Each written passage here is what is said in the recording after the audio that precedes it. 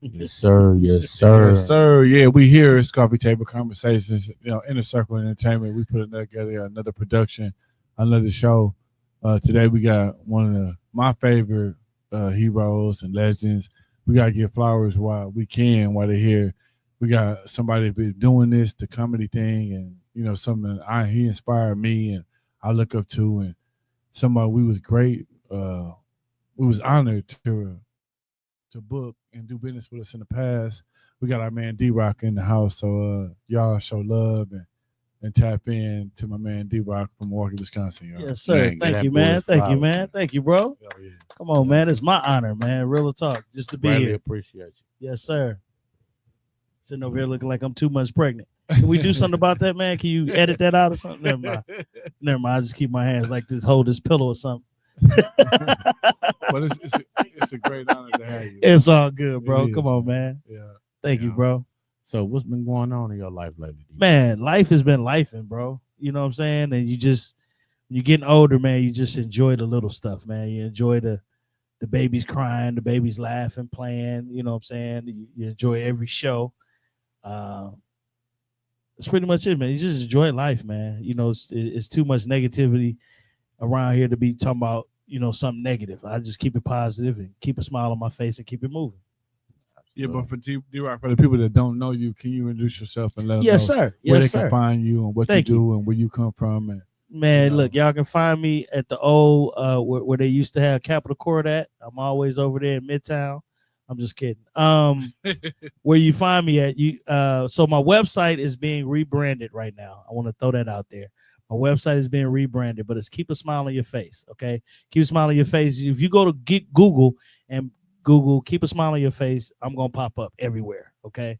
Been doing comedy a long time. I don't like to put dates on it because it was a couple of them years I ain't did but 1 or 2 shows, so I don't count that year. And I hate when niggas be, I've been doing comedy for 10 years. I'm like, that 1 year, dude, you did 1 show. So that didn't, you gonna count that whole year, bro? That's 365 days. But anyway, been doing comedy for a while, man. Been on a lot of shows, been opening up for a lot of comedians. Said the Entertainer, Ricky Smiley, Tommy Davidson right now. wow. Who else? If I'm as we talk, I'll get more deep into it. But Damon started me out back in the day, man, and I've been going strong and loving life, man. Who? Damon Williams. And that's the Damon that got confused with Yeah, Tiffany Haddish. yeah. Well, she knew that everybody know Damon. Yeah. Everybody know Damon. If it wasn't for Damon, I wouldn't have never been a What's comedian. the lady from the Breakfast Club be that was talking about that? Just hilarious. Yeah, but Damon been doing comedy forever.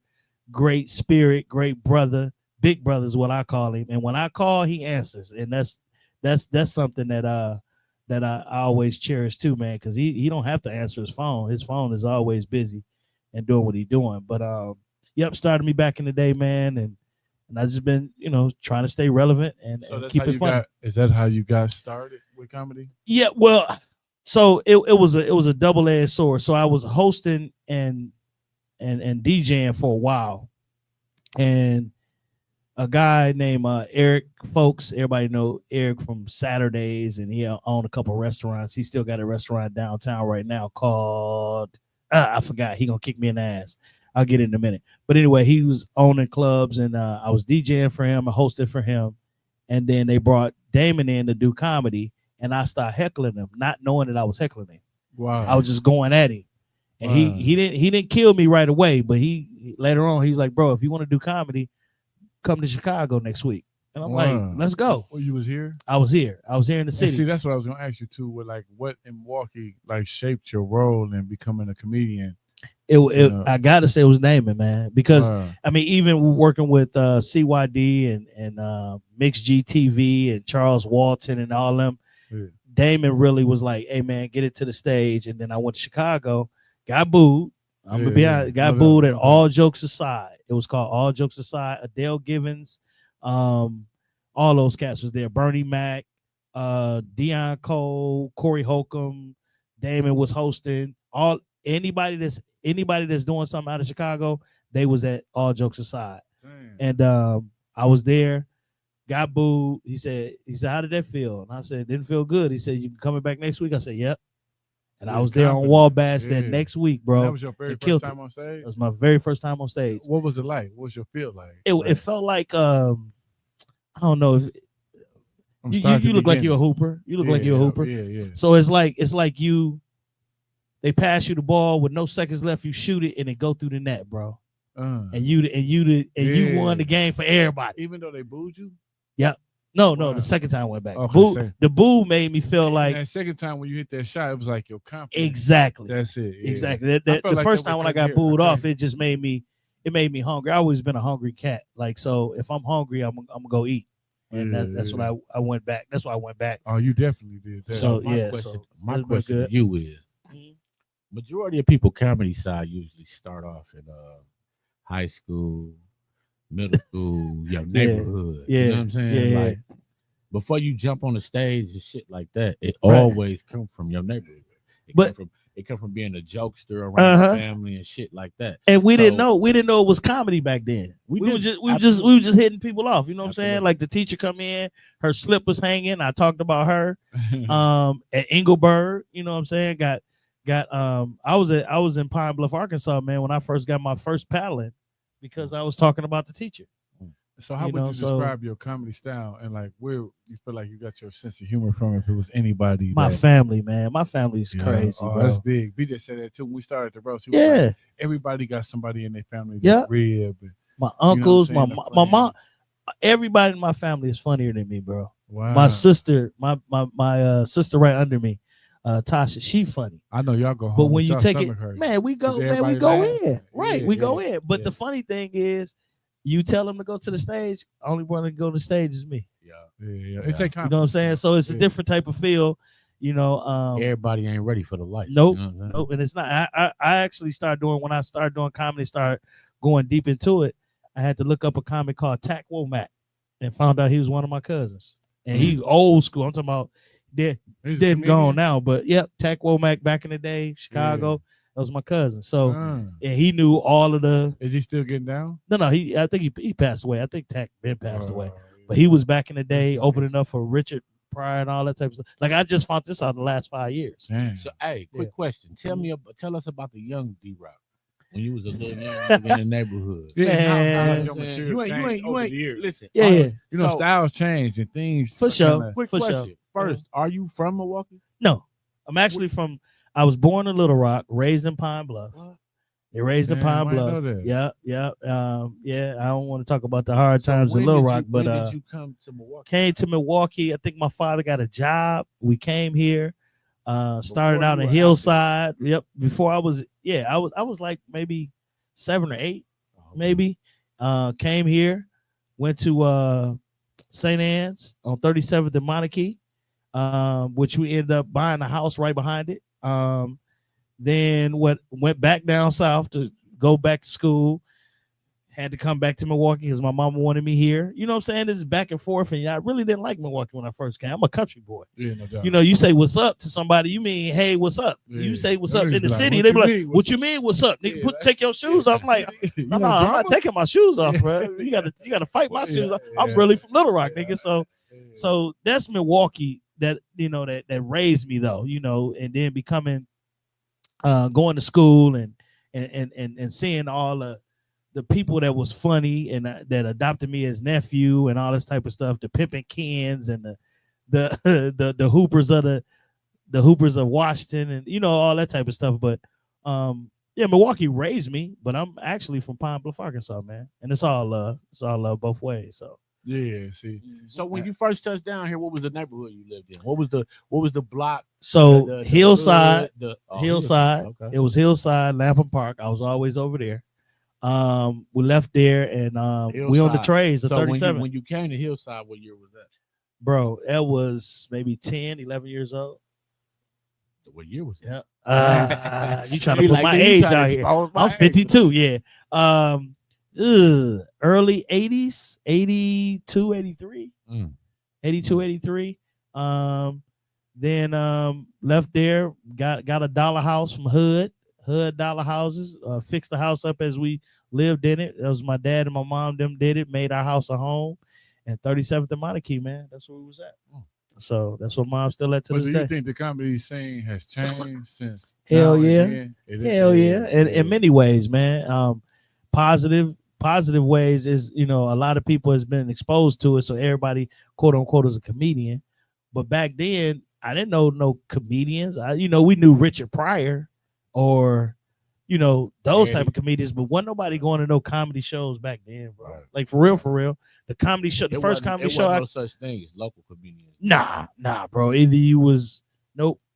There wasn't no local See, we comedians. came from an era way before all that shit where it was a local comedian. No, it wasn't no We had local comedy club, but it's always people from different cities and different states coming in Mhm. doing comedy. It wasn't like stand-up comedians in the Nah, early 80s. The first 90s. comedian I met actually was Marlon Hill, and he was cutting hair. And I remember seeing him on Apollo. He won Right, 5 times right. Apollo. Yeah. So I let him cut my hair so I can, get my foot in, a comedy. Yeah, I had a lopsided, what I'm saying, lining, and I'm like, this dude don't know how to cut, but let him cut my hair. Then he introduced me to Preacher Moss, Chris Barnes, a whole bunch of other comedians. Met Chastity Washington when she was doing Michael Jackson dances and whatnot. Then she started doing comedy. Then met my little sister Kelly Kale. I can go on and on and on. But back then it wasn't no comedian that I ran to. Chris Barnes was the first one to take me on the road, other than Damon Williams. But Chris Barnes, I'm talking about the local Milwaukee, quote unquote, legends in Milwaukee, as far as doing comedy. But it's been cool, man. It's been a cool ride. Yes, it's changed. A lot of respect or disrespect, depends on how you take it. Has came up in the game. A lot of, under everybody want to be on top. Crab in the barrel type of thing. Yeah. You know what I'm saying? And I don't do that to nobody. I don't. And this is something I learned. I want to make sure I say this before I go anywhere else. Comedians don't understand. It's not about you being funny. It's about the people that's out there laughing. I used to go to comedy clubs all around the nation and be wanting to try to impress the owner, because the owner gonna pay you and bring you back. Yeah. So I used to always go in there. Hey man, hey bro, can I? How was I funny? He was like, what? Like what? One case, like, what you mean? Was you funny? Was the people laughing? I said, yeah. He said, okay, you coming back? Stop coming to my office. I ain't, it ain't about me thinking you funny. They gonna pay to come see you. I'm gonna bring you back, and that's why I keep getting booked. And I think that was the thing with us. It was like, you ain't gonna have a packed house, but if you leave that energy with people when they be like, man, I had so much fun, like I enjoyed myself. You might. That's what it's about. Motherfuckers out there, but if you have enough people to say, man, I ain't never had a lot like that. I enjoyed my birthday. I enjoyed whatever the fucking occasion it was, and they be like, man, y'all, I never had an experience like that. You leave them with that, and I was like, it don't have to be $1 million waiting at that door. It's like giving somebody something that they never had before. Yes, sir. Meant a lot to us. And that's why when I met you, man, I was like, dude, this is energy that we ain't seen in a while. Having it on the South Side at that caliber, and people coming in with that type of energy, like, man, you funny. I'm like, well, we gonna see. I don't never say, yeah, I'm you can't go with the cocky. Yeah. You just got to go in there and sell you. Be funny to the people and relate to them and make them have a good time, man. It ain't always about you being the best and being the funniest. Nah, that ain't your job. Your job is to get up there and make people have that different experience. Make them want to come back. I don't mean to cut you off. And for some of the promoters out there, it's like, you ain't gonna make no $1 million a night. Sometimes, no sir. But you want to be able to lead them people with the experience that they never had, so they can go back. And they gonna come back with something probably too easy added to a lot of people's life. Like they probably had on their birthdays or whatever it was that they had an experience that they never had before, where they had fun and I laughed and man, we kicked it, and I don't give a fuck if they was able to twerk with all the chicks that came with it. Right. Like when we had Reggie, prime example, like, Reggie, you had them hoes was probably looking busted. They needed lotion on their feet, ankles, toes, nails, whatever, but they had fun. They had a ball. You can't take that back, and I'm going to get Reggie his flowers, and I'm going to get Twan, because yes, sir. These brothers ain't promised tomorrow, just like yourself, man. Like, man, bro. Here now, but tomorrow ain't promised to me or you, bro. Same thing. I'm going to give you your flowers. And plus, not to mention right now, while we on that topic, it's like, we just lost a great person that was a great pillar in the city, a person that was an icon, a person that put on for the city, promoting wise, street wise, game wise, just being an influential person in the city. Period. Like Twan was all that to a lot of us. And it's Yes, sir. His void gonna be greatly missed. Like him being not a part of us on a day to day. Him, people not seeing him, people not seeing him say it's up there and it's stuck there and boom, and all that. You know what I'm saying? Yeah, It's like, we gonna be missing the great void.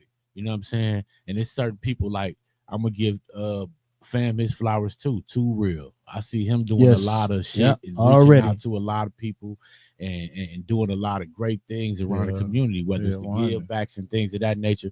Like to me, people like that, Homer Blow. You a major figure in the city. Yes, Reggie sir. Brown, major figure in the city. It's tons of y'all. The list goes on and on. Yeah, and for some of you rap niggas and rap entertainers and comedians, like we have to pay homage to these guys because these guys been paving the way for us for so long. Like, oh man, and if we don't, then it just ain't right, man. But without the promoter, bro, it ain't no show. Exactly. So like it ain't no Mike Tyson without no Don King. There you go. You gotta have both, and you gotta know what you're doing it for. Y'all got the right areas. Steve-O's of the world. Yes. For the young Tweezys of the Cuckoo Cow. The Cuckoo Cow. Like for everybody that put things together for the city, to put on for the city musically, to put on film, to put on comedy wise. Myron, Kelly Kills, Stoner. It's so many, man. Still gotta learn that damn dance. Man, from even Spoiled Rotten to Scales, because like everybody that put on in a certain fashions for the city, and it's greatly appreciated, man. I think, like me personally, man, I tip my hat off to all y'all, man. You know what I'm saying? Like all y'all was pioneers to open up doors and pathways in this city for podcasts, for comedy, for music, for all that. We looked at, in my generation, certain people, we looked up to all y'all for all that. And D-Rock, I want to give you your flowers right now. That's love, bro. I take them. Thank you, sir. I take them. Thank you. And there was people that I didn't know you when they came to that show. They was like, oh, he was funny as hell. Like I said, my girl, she laughed. When she left, she was like, oh, he's funny as hell. And that's love, bro. Interview him. She wanted to come. She couldn't make it, but still, it's all good. You left your stain, your mark on people that and I did my job. Thank you, man. Y'all. But like I said, without y'all, there wouldn't have been no show. I would have been somewhere else trying to do something different. And I thank you guys. You know what I'm saying? Thank y'all for what y'all do. I did do. We was talking about skits and stuff earlier. A lot of people didn't know we was on public access, Channel 14 back in the day. So we was doing skits, and I was grandpa and played D-Rock, and we had a bunch of people. Matter of fact, we're doing a reunion show this Saturday. I think they're gonna record and put it on. They need to redo that. But man, we did public access back in the day, and this is Poe Davy back in the Poe Davy days. Who else was on there? Doc B. So, they had a lot of stuff going on, man, and a lot of people forgot about it because public access is gone now. You want to know some we got this shit? Wonderful internet thing, man. For real, this is totally different for everybody. Yes, sir. You know what's funny, bro?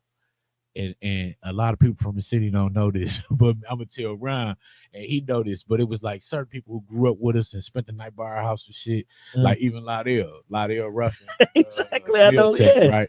Lydell, Trelly Mack, man. So the list goes on and on. But when we was young, Tony Neal a little older than us. So when he was young, he had that little TV show on the little what was that? That was because of Milwaukee us. Local shit, right? We used to call on there, cuss them out, hang up. Yeah. Remember that? Motherfucker, shut up! And you ain't supposed to be cussing, trying to hurry up and turn it off. Yeah. That was us, man. We are public access. Watch it and record that shit. Yeah, channel 1496, bro. That's and that's what we was doing before this. No disrespect. Wonderful. It's all love. No, that's all love, man. He know it. T Neil know it. That's big, bro. How do you describe your comedy style and like the person that mainly or people that mainly influence you? My life, dude. My life is funny, dude. Yeah, my life is funny. It's just family, and then growing up, and then you sitting in church. Y'all sitting in church, and you be wanting to say something, but you can't say nothing because your grandmama bust you in your face. You know what I'm saying? So just having those thoughts, and then coming up, and then watching comedy. I study so hard on comedy, and what I try not to do is be somebody else. I can only be me. Yeah, you know what I'm saying? Yeah. So. A bunch of people, oh man, you sound like Kevin Hart. No, I don't. No, I don't. Listen to me and listen to Kevin. Yeah. And a lot of people try to mimic certain comics. I can do a couple impressions, but I try to just be me and just say who I am. And That's been my niche. People call me because I'm me. They don't call me because you cuss too much or you don't cuss enough or you do only church shows. I do comedy. Yeah, And I can go to a what they call blue rooms where it's smoke and cussing and I don't have to cuss. If I see Granny sitting up front, I probably won't do a lot of profanity because of the way I was brought up. That Arkansas, that down home feel. I see AT up front. I'm not gonna do a whole bunch of cussing. Talking about this and that, this and that. The crowd. Have a good time. Make her feel comfortable. If she's smiling, I can make anybody smile, and that's the good thing about it. Yeah. You know, people come feeling. You said it. People come feeling one type of way, but they leaving feeling a lot better because we put on a great show, and that's what it's about. I want to ask you about this though, right? Uh-huh. That day we did that show, dog, and Greg got on that. Oh my God.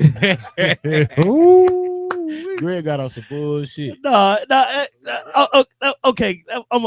Greg, I love you, brother. I'm gonna say that. Yeah, I'm gonna say that. I'm gonna throw that out. No disrespect. But I've been doing comedy a while, and what made me not go there with him is because I had just did I just drove wherever I drove from to come to this show to make sure I didn't miss the show, and he went long. I remember you coming up. You was like, bro, you gonna do 15, 20. You gonna do this. So I try to make sure everybody understands that when a show is being put together, people only gonna laugh for about maybe an hour, 15, 30 minutes. Yeah. An hour, 30 minutes, they done laughing. I don't care who you bring up. Yeah. And so he was going long, and the people was done laughing at him, and he just kept going. I'm like, dang. And then I got up and he tried to come. I'm like, hold on, bro. Really? That's how we gonna do? You're 100. One of your Latino fellas, he was like, get him. I was like, no, don't do it. He's like, no, get him out. And then once I got him, he tried to respond, and I had the mic, and it was just a good time. But I don't hate Greg for that, man. I love the fact that hopefully he learned that when you doing a show, especially a professional show like that, I call that a professional show, whether professional or not. When you got a headliner, leave the headliner some meat. Yeah. Okay. Don't eat the big piece of meat, bro. It ain't for you. You know what I'm saying? You eat the wing. Everybody else got hot dogs. The steak bro. Then come on, man. Let the brother get the, and we left you the steak, and thank you. And he was right. I'm like, dude, you robbed the show. You didn't rob me. You robbed the show. And I was upset because I'm like, bro, you took away something from them, from the people, and they paid you to do your time and get off. And you taking, I'm gonna get paid the same. So go ahead. But bro, you taking it away, bro. Like this ain't my last show. So I get it. I understand. I've been there. But when I got checked, it hit my pocket. Like I went over one time on a major stage in Indiana, and when the promoter came to me, he was like, "Here you money, give me $150." I said, "Huh?" He was like, "Give me $150 out of your check, out of that what I just gave you." I'm like, "What you mean?" He said, "You went over your time." I said, "No, that ain't how we do." He said, "Bro, that's how I do. Now you gonna give it to me, or we gonna take it?" Church. I was like, "Shh." Here. But you respect the game. But then I learned they hit your pockets if you go over your time. Yeah, because some comedians was mad. Yeah, you can't do that. You can't go over your time, bro. Yeah, you can't go over your time. I want to say thank you to everybody that's tuning in right now. You know, if y'all can share this shit, like it, subscribe. It's love on too, YouTube, man. I love this. You know this. Oh yeah, much love. Right now we're venturing off into a different stage. You know what I'm saying? Yes, we got a lot of good local celebrities. We got celebrities. We got big things to come, you know. So y'all continue to tune in. Shout out to my main man Timmy Cobb. Shout out to my cousin Timmy Jess. couldn't make it tonight, but you know they're a part of the team. But for the most part, we holding it down tonight. Yes, Back sir. into what we were saying. Yes, sir. No, it's all good. I see the commercial break because you got to say the sponsors too. Yeah. Your National Liquor Mart and shout out to the sponsors. The sponsors going on. Okay, I see it. Oh, yeah, look, I since see you it. said that, go ahead. Shout do out the to my sponsors. sponsors. Yes, You know, sir. Shout out to National Liquor Mart. Pay them bills. Shout out to me Casa Sukasa. Shout out to Timmy Cobb's Fitness, and shout out to Up Top Apparel and Clothing, and shout out to City Roast Competition, which is us. You know what I'm saying? Yes, sir. And I applaud that, man. That was so funny. Y'all had me host that. I'm like, bro, nobody gun on me, man. I don't gun. I don't do this, man. I don't rib. But it was still funny though. We like to bring it was hilarious. Like we could bring rappers, but it's like I mean, like now, it's something like we more options with us doing everything. Yeah. We like to bring the laughs out. Like we For like sure. to bring the city be kind of needing that with so much bullshit. Even what Yeah. happened with Twan. Yeah. Like I feel for that brother, his family, everybody. You know, like R.I.P. to Twan. And, Yeah. you know, like I hope we like before we start the show, we give a moment of silence because For sure. you know that shit it hurt because to see him doing what we do. And him trying to bring so many smiles and he didn't happiness to deserve people. that, bro. He deserved that, yeah, man. and I just went live and I called Homer. I heard about it and I called Homer to make sure because if you want to know, Homer don't know the news. You know what I'm saying? He gonna tell Black me whether Fox 6. real talk. He Black Fox 6. So I called him. He was like, D-Rock, sorry, but yeah, it's true, bro. And that it hurt because I just seen Twan probably about 2.5 weeks ago, and he was talking about something he got for me in August. And I'm like, okay, just bro. I said, call, bro. You already know pergolas for life because we both went to Washington together. Yeah. And then, you know, gave me a pound, gave me some love. He went on about his business, bro. But it's real crazy that somebody that positive can end up in a negative situation like that, man. just like that, and your life gone. And but you know what? Though it just a lot don't make sense. like, and see what hurt me with the most with the brother is like I see him as a reflection of me and my brother. Right. You know, like he was an OG, of course, and we 40-some years old, so we getting our status as far as OGs too. But like he doing what we do, and it's like, man, that shit was deep. Like, yeah, bro. even if you don't like, we met the brother and we knew him, and it was like somebody just happened to just call him the other day, and a week before that, and he was like, man, I want to introduce y'all to Tweezy. Tweezy, I got these guys right here. I want y'all to meet them. And, Right. And he gone 2 days after that. Gone, like, bro. Wow. Yeah, a few days after that. Yeah. And it's crazy because like all these years we've been in Milwaukee, all of us and shit. And it's like, you know, I've been hearing the Tweezy since I was in high school or maybe younger than that. You know what I'm saying? When he had the album cover with the Phillies jersey, with the Yes, Phillies sir. hat, with the cards. Representing Milwaukee. You know, my thing is he been a person that's been doing this thing around the city for a long time. Like, you know, as far as rap wise, promotion wise, just being a popular person and a nigga with swag. You know what I'm saying? Yeah. Like he been that for so long. And it's just like me personally, I can't do nothing but pay my respect. I don't know. And he lived it to the fullest too, man. I I swear to tell you God. that too, man. Dog, you know what was he lived crazy it to the was I fullest. was just telling some people yesterday, I was like, you know, Tweezy was 52 years old when he passed, but look down his timeline, look at his pictures, look at everything, look at his life. He Look don't at his look life no as a whole. 52. Dog, he enjoyed the fuck out of his shit, man. Yeah. Dude just was in a plane with his son, and his son flying the plane. His son flying Dope. the plane. Yeah. You know what I'm saying? That's an accomplishment in itself. Ain't too many people can say that. It wasn't nothing where in the market he couldn't go, and he was respected, Man, Like, real talk, man. You know, and that just say enough. Be like he can go in any club, any place, establishment, and be respected. Bus game. He was in the bus game like that was his fucking home. And it was. All on the floor. And it was. All that shit. It's crazy. He walking around, and my son, we had some pretty good seats. And my son was like, Dad, who is that? Dog, you know what's I was like, that's Young Twan. And then he came over and said, what's up to me? And my son was like, Dad, can I take a picture with him? I'm like, yeah, Twan. I said, Twan, my son want to take a picture with you, bro. And he came back. He was like, yeah, let's get it. Boom. And my son was like, Dad, who is that? I said, man, we went to school together. He said, what do he do? I said, Twan do everything. I said, I don't know what Twan do.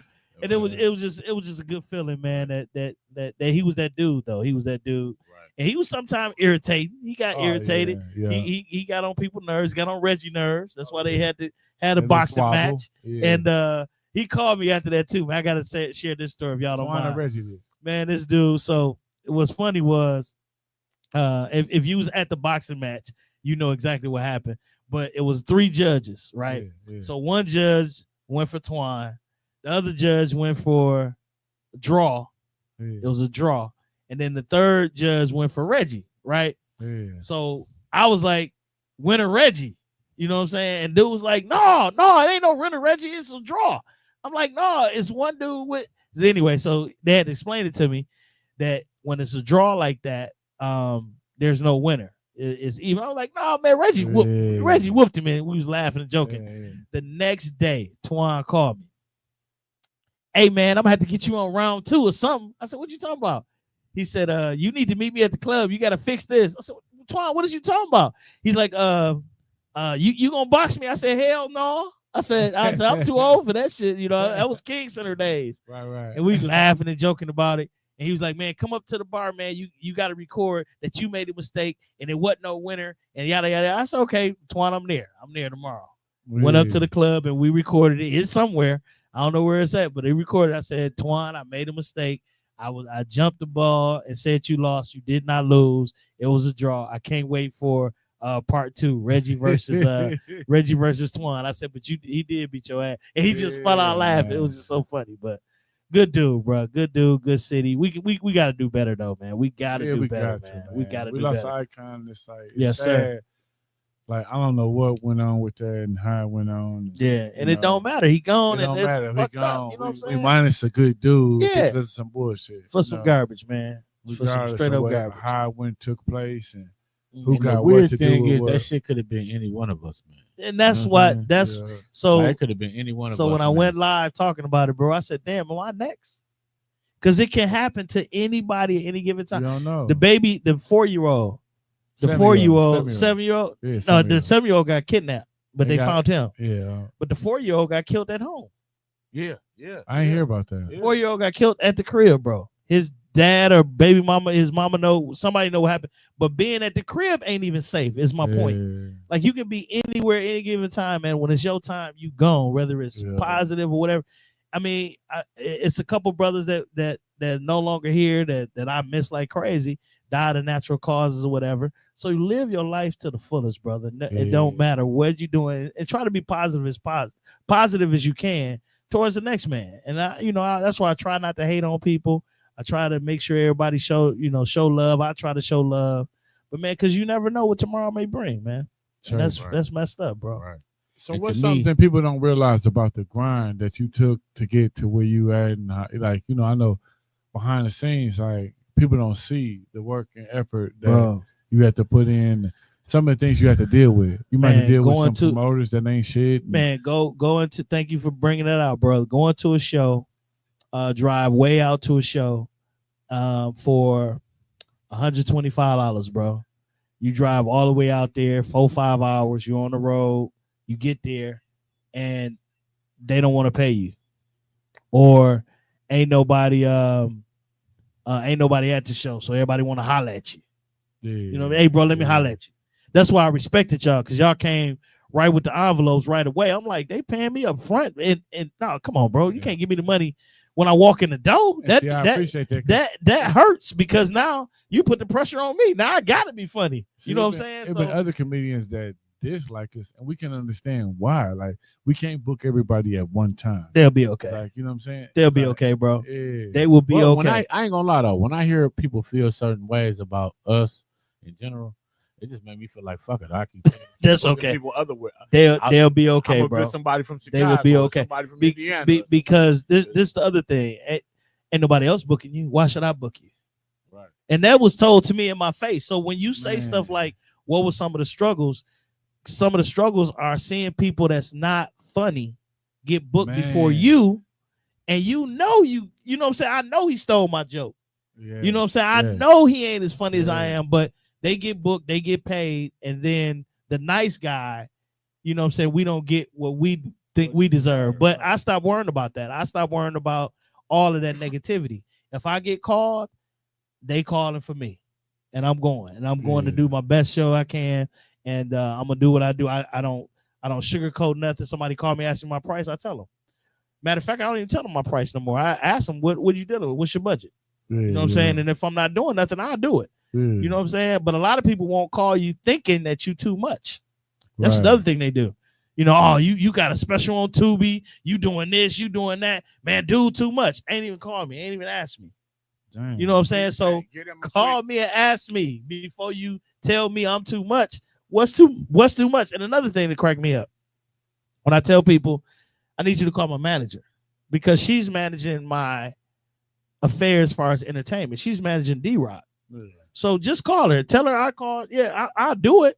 But just oh man, you got a man. I ain't finna call. I know you too much. You got a manager. That manager word. That manager word. Okay. Scare people. and it's okay, and it's okay. But Like, the struggle is not knowing that I love doing comedy, and I happen to get paid for it. Church. I love doing comedy, 100. and I'm just getting paid for it. But if you ain't got the money or something wrong, be honest. Let a brother know. If this another thing. If you say you're gonna pay me what you said you're gonna pay me, that's what I'm looking for. I didn't say I was gonna sell your show out. I ain't say that. Now, if you want me to do commercials or you want me to help promote, let me know that too. You know what I'm saying? But absolutely. a lot of people don't take the energy that I put into a show that I want to do, because I got something brand new coming up. Hopefully at the end of August, September, and it's gonna help everybody eat though. It's not just for me; it's for everybody. Do you want to announce it to the world? Or I don't, because if I do, somebody might jump the horn. Yeah, and it ain't gonna look good. When I make it the way it came to me in the dream, bro. Like for real. And the way it came to me, I'm like, okay, this is gonna make money for everybody. Everybody gonna laugh. Everybody gonna have a good time, and it shouldn't be no haters in the game. After this, it's gonna be a good thing. I'm gonna plant a seed, and then hopefully that seed gonna grow to one of these big trees like y'all was talking about earlier, and everybody gonna be able to eat off it, man.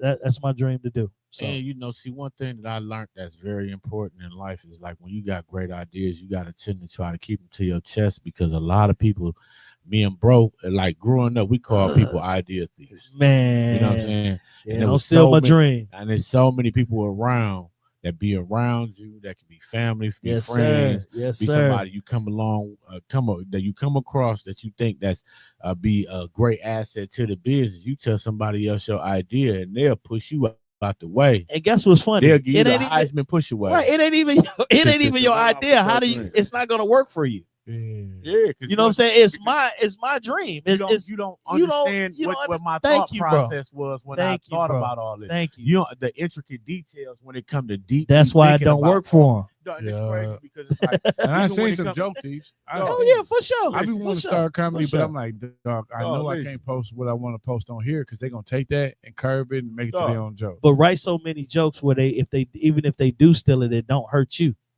Right. That's all I said about a joke thing. If you're a writer, I saw a dude take one of my jokes, bro. I was talking about my daughter. He don't even have a daughter. What? After he got off the stage, I was like, bro, when you have a daughter, bro?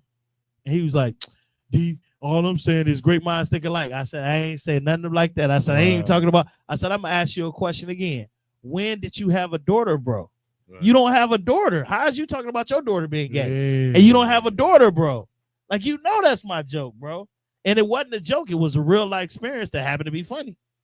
Dang. And it's crazy because since we've been doing comedy, we didn't encounter certain situations like that. Like that sound like such and such. No name. You ain't got to on nobody. Tell a motherfucker like, we ain't gonna speak on nobody. That joke a bunch of times.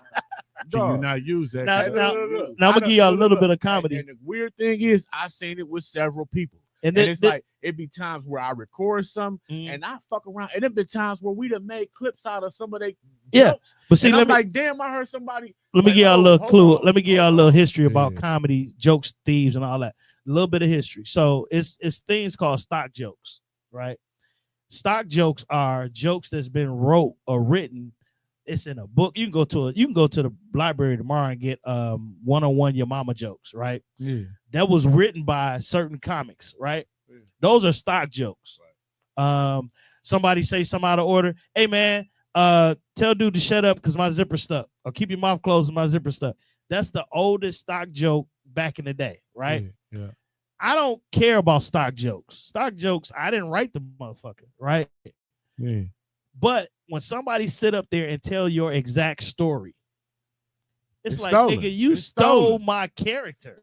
It's stolen. That's totally different. 100%. If you go back and read some of the jokes, right? Like, to me, I really haven't seen any original jokes because I study so much. The only original jokes I've seen lately is Dave Chappelle, which is one of my top 5. Dave Chappelle has written jokes. But then I went back and looked at him like that was Red Fox joke back in 74. Damn. Wow. So it's not like he stole it. He tweaked it and made it But to better, me, that's a stock joke. But to when you me- take somebody's character, man, but listen, come on, bro. keep You it- ain't never been married. You when talking you about tweak divorce? any, Come on, I bro. ain't gonna lie. To me, if I hear a joke 5 years, 2 years, a year prior to when I heard You that know where shit to come get it out your mouth, I know where you got it from. And if you tweak it and it sounds better coming out of my mouth, I'm not giving you no credit for that No shit credit, because it bro. didn't come from you. No credit. It's not Nigga, originality. you stole that shit. It's not originality. And Straight a lot up. of people, That's try that's to like- do that and try to say, that's like Biggie and Gorilla Black. How There he we go. sound like Biggie. There you Come go. on, man, with there that you shit, go. Come man. on, bro. You Say can't that take the shit, same man. joke and flip it and call it yours. That's not Man. it. Now, so I was on tour with Michael Collier. Y'all don't know who Michael I know the Collier fuck is. who Michael You know Collier Michael is. Collier Old is? school. Yes. Michael Yeah. Collier I will studied tell him. you, he will tell you, look, this ain't my joke. The nigga that wrote this Yup, joke yup, died yup. 2 years ago, but I'm not gonna let the joke die. And then he Yeah, says the joke. Yup, his way. I was on tour with him for Yeah. almost 2.5 years. He was like, man, a joke is a joke, but when I bring it, they gonna know it came from me. Yeah. So I'm finna I put- give you a I put joke, my and he own gave me image one. on it. Exactly. And I let But it he be gave known, props before. and I let it be known that There you go. this ain't my joke. That's so original and that's so funny. He got a joke where he talk about the Chinese man, the Asian man, and they jump off a cliff type Yep. shit. Yep. And I heard that, and he was like, "This joke ain't my joke, but I'm gonna give this motherfucker Yep. to you." And Exactly. bro, he put his own spin on it, And It was it's funny hilarious as bitch. hell. And to me, as long as you being honest with your comedy, They gonna love nothing you. that person They can gonna say. love you. Don't get up there and call yourself something different and then you doing all Ron jokes. Right. And don't be scared of that either, because you're gonna Right. get on stage, bro. Get your ass on stage. I'm gonna I'm try. gonna say that on your Yeah, podcast. for real. Get your ass on stage. Get on stage and Yeah, don't thank worry you. about who gonna steal your material. Yeah. Because when they do, they know they stole it. Just Yeah. keep writing jokes where if they do steal it, it's just like you dropping $1 out your pocket. You ain't missed that dollar, man. right? You gonna get that dollar back. And you know what's Yeah. crazy? Don't worry about right. that You little know what's dollar. crazy, Even if it was a 20, it hurt a little bit, I but gotta find the confidence. dude. yeah, know you what I'm gonna get it, saying? man. You just do it. You know what's crazy? Find the D-Rock? confidence on stage. It's the only way you're gonna find it. Yeah, Yeah. he need like I gotta honestly grab that though. mic, man. Yeah, you're only gonna find it on stage. Bro behind the mic, but for the most part, like bro is the reason why the city roast. He is number one reason why the city roast is like Yes, sir. a great idea because Yes, sir. I sit back To and the watch mic, my man. brother roast everybody in the neighborhood. I watch people like Ty roast people in the neighborhood. I watch Mike Swan, Puka. These four cats that I just named was some of the funniest people out of my neighborhood to me. So Mhm. like the roast idea was originally birthed from me just being around funny Wonderful, ass people. wonderful idea, Man, man. for real. Yeah. And It was these like me cats, being around funny Flowers to people you, my B, 'cause whole you life. did. That's And it's great. like Yeah. everybody else that was around us, like even me. I ain't no shabby person when it come to roast. I could rib the shit out something, but it all came from a lot of us, a group of us, looking at Ron like the funniest nigga around us, yeah, looking at Ty like one of the funniest niggas around us, right, looking at Mike Swan like one of the funniest niggas in Westline, right, looking right, at Puka like one of the funniest cats in Westline. right. You know what I'm saying? And it's like that idea was birthed from, I'm like, dog, we could make this into a tournament. We could make this into Yeah. some type of sport. Yeah. Me and bro was sitting back watching some battle rap. Mm-hmm. And I just was like, bro, we should do something like this one day and turn it into like some roasting though. Like But you know, peep game. tournament of competition. So when I heard about it, I was like, oh, did it before, because and it wasn't. I didn't even know y'all. I'm gonna just be honest. I didn't even know you guys. We did a thing back in the day called Yo Mama, Yeah. right? right. Yeah. I went on the show. It was an MTV. Went on the show. Didn't make the cast. I remember Got a your call mama. back. I got a call back, and it was it was called it was that one too. But I got a call back from LA. My guy B Cole called me. It was like, man, I need you to go to this competition. It's gonna be called I forgot the name of the competition. Anyway, the winner was Damn Fool from Chicago. Yeah. And they had a concept like this. It was two comedians, 1-on-1. I went against Lil Rel. Mm.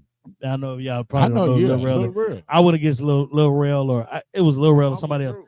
Exactly. Kyrie I went against Lil Rel. That cat killed me with two jokes about my lips, or whatever. And we couldn't say Your Mama. And Ronaldo Ray was the host. Bro, it didn't make. They did like a I forgot what they call it, a pilot. They did a pilot and it didn't work. We got paid for it. So when I seen y'all doing the roast, I was like, oh, I did that before. But then when I came, it was totally different. Okay. I was like, that's the way it needs to be done. The way y'all was doing it, how you against you, and then the competition, because y'all was at. It wasn't. It was at Element. Element. It wasn't Element though. It was Ladybug back then. No, it was still Element. Yeah. Okay, it was Element. When I went, I was in the back of the audience because y'all had my girl Kelly Kells. Listen, Nope, it wasn't Kelly Kells hosting. It was what's the name hosting? Shamika never hosted the roast. She never hosted the roast. She wasn't hosting. She won She did a lip sync challenge. So who was the first one? And Reggie Brown and Gigolo Jackson was the host of 5. Okay, and then that's the one I was at. 6. That's when Kelly Kells was the host. Okay, so I came to Gigolo Jackson because I sit in the back. Me and Gigolo Jackson did a movie together. That's my brother. We sit in the back. I sit in the back, and Jig was like, "Yeah, as soon as I see you, I'm gonna start getting your ass. We're gonna get you on that stage." Yeah. And I'm in the back. True story. I'm in the back. Show started. My phone rang. My lady was on the phone arguing. We was going back. I was going through a divorce at the time. Okay. And I was like, "I'll be back." I left, didn't come back. That was Jig. That's when Jig hosted with Reggie. Okay. Yeah. So I didn't come back. So Jigs, next time he saw me, was like, "Yeah, nigga, I see you ran up out of there, nigga." I said, "Jig, I wasn't running from you, nigga. I was on the phone." Yeah, whatever, nigga. You knew I was gonna get your ass. I'm like, "All right, Jig," because that's my big bro, little bro. I think I'm older than Jig. Yeah. But Jig always want to come gunning. He always he won't do material. He'll gun you. Yeah. And so it was perfect for him. But yeah, all that was totally different how y'all did it. I loved it. I was like, man, I can't wait to get back. Then Shamika called and was like, "My bro's finna call you. They finna call you. They want you to host a show I'm getting ready to do. They want you to be on the show." I'm like, "What is you talking about?" I said, "I ain't finna do no roast." And I think that's the one I hosted when we all went to the South Side. Yeah. And I had to bring Homer with me. I think it was me and Homer. It weren't, but man, props to y'all, man. Y'all brought another and what y'all about to do with the kids too. I'm speaking into existence. That's gonna be amazing for the kids, man. They're gonna love that, man. Yeah, and we need somebody like you to help make that shit work. Write it down. I'm here. I'm there. I got you. I can make it happen. So, D-Rock, what does it mean to you for you to represent your hometown? You know, we got a lot of rappers, and you know, we got some young up and coming comedians from here, but I think like mainly the rap scene right now has been like really getting a lot of status from Milwaukee. You know, we got the Bucks and we got other shit, but I think right now, like, I love Milwaukee. It mean for you to represent when you hit the road? I love Milwaukee, man. I always give Milwaukee props. I say Milwaukee, I say Pine Bluff, I say Little Rock, because that's if it wasn't for them 3 places, man, I don't know where I'd be. I lived in other places, but Milwaukee Milwaukee ain't that bad of a town, man. Milwaukee is not that bad of a town. I'm a Milwaukee Bucks fan for life since Sidney Moncrief came to my school. John Muir, Junior Bridgman's sister-in-law helped me start reading out loud.